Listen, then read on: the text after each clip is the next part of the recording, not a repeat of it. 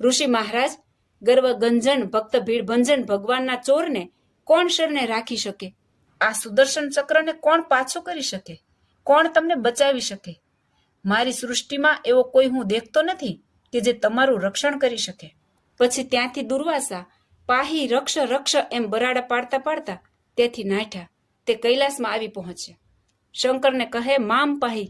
શંકર કહે, મુનિ, આ બ્રહ્માંડમાં તમને દુઃખ દેવા વાળો કોઈ નથી, પણ તમે તમારા ક્રોધી સ્વભાવથી દુઃખ ભોગવો છો.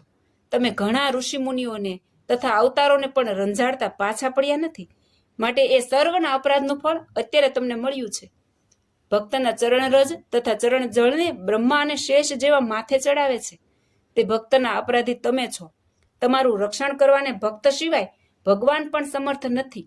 માટે કૃપાનાથ, જાઓ, અહીંથી નીકળી જાઓ, નહીં તો હમણાં તમારો ને અમારો આ સુદર્શન ચક્ર